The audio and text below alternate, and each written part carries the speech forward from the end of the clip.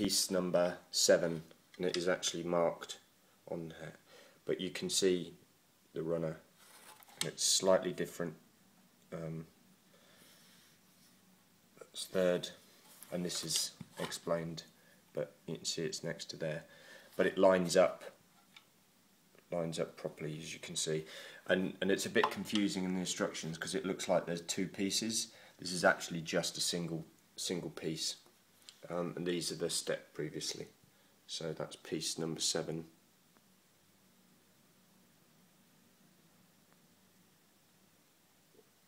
Just quickly, this is piece 8 and 9, so step 3 in the instructions. 2 separate pieces. They are identified on mine, so that seems like they've done quite a good job so far with everything lining up, so that's what it should look like. So you've got 4 holes there and 4 holes there. Got for step 4, not massively clean, but basically it takes the bits that you've done so far and you've just screwed these silver screws in. There's 6 of them, and just you get the frame. So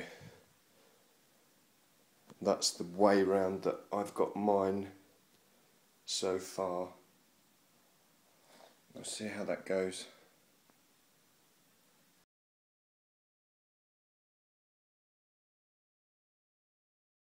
This is step 5 and step 6 together. Just screwing these little brass things on with the little screws in the same bag, and then you get this sort of thing. Just remember to keep this matching, because there's a front side and a back side, and you get this shape. That's pretty straightforward, this step. Next step is putting those 2 sub-assemblies together using just simple 4. That's not a particularly good fitting one. The others all went very smoothly. Don't over tighten these because they will just shear off. As a tip, they're only supposed to give like a bit of a fit to it. So that's how it's looking. Some of this stuff's not matching up. Like I've got a rough front there and a slight overhang. I don't know if that's wrong at this stage. I don't think it is. I've been very careful to check stuff. So that's what we've got. This is step 7 and step 8. Slight correction there. I said step 7 and 8 I think in the last one, but this is step 9 anyway. Step 8 is just putting these 4 things in this piece number 10, 2 on each side, and then it took a little bit of lining up, but I think some people are saying it doesn't line up and they're cutting holes, but mine is lined up really nicely in there, and I've just got to put in the two locks there, none this side. And it's again lined up, and using the plastic dowels to just locate it. We've got our basic looking cabinet now. Quite good. This is step 10, quite basic. So you've got 2 of these shapes. Just check you've got the right finished edge as in the drawing, and these are the holes. So just again, we're just carefully mounting these things inside. So the hole check there, you can see that one, and that's parts. This one is number 4, and this one is number 5. Now put the 2 ends on. This is end number 5. This is the back of the unit. You can see that because the draw rollers are always at the front, and this is a rough edge, just as a quick guide. But so I was quite not understanding why this is kind of a smooth edge, but it does seem that this is going to be a piece of furniture that has smooth edge, even though this is the back of the unit, so you won't see it. They've still bothered to do that. That confused me for a little bit, because I was thinking the front actually that's smooth isn't smooth on this, so hopefully it's right and we shall see, but it wouldn't fit any other way, so it must be. 12. See, just had this piece number 6, so this is the back of the unit, and it says given and finished at edge here, but just note there's quite a bit of overhang there. Can't really see it against the carpet, but yeah, it's well, it looks that way anyway. We shall see, but that's what they say, so I'm following it to the letter. I had piece number 6 overhanging in the last one, which is actually wrong.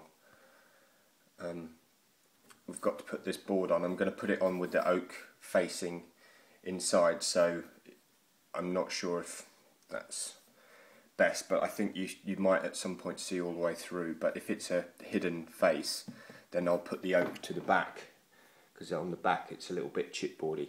And they've bothered, yeah, I can't remember, I don't think you see straight through this unit, so I'm actually going to put the oak panelling to the back, so that it looks finished even at the back. And now, as you can see, there's no overhang, and this board is going to go straight in. Step was getting this top piece on. There's the basic things that pull it down and secure it, and then there's a dowel location thing going on as well. Still slightly concerned that I've got unfinished edges here. Just a quick hole check. Again, we've got the dowel and spiky thing pairings. Not put the dowels in yet. And this is piece number. Wasn't labelled on mine, 13, but there's only one long bit left, and it matched the diagram. So, and then these ones, you've got quite a sort of a nut that fits in to the hole, and then that screws in, and then you've got 3 of these, and the same again on this one. So you've got 2 pieces there and the long piece set up for the next step, which will be step 18. My concerns earlier were unfounded. We've got the right shapes, and we make this little section that's going to be a front plate that goes on, so that's the pieces we've just been doing, as you see here. Having problems with my phone, so I don't know if this is actually recording. I might have to just skip this section now. I don't know if my phone's full or something, but hopefully it recorded it, and then this will fit on the front, covering up all of those rough edges. I did actually decide to take the top off and the front off again, because there is this space where you do see through, and that's why you should have the oak facing front. But that's the front piece on, and as you can see, it's pretty tidy now. I'm going to do the drawers another day. I've been at it probably a couple of hours now. It's taking a bit longer because I'm videoing it, but yeah, I'm just going to take a break from it and come back to it. But that's the principal construction now. The only thing left is putting the back on, which is pretty straightforward, so probably won't bother videoing that, and then it's getting on with the drawers. We shall see. But today was putting in these triangular pieces, if I can get focus on that.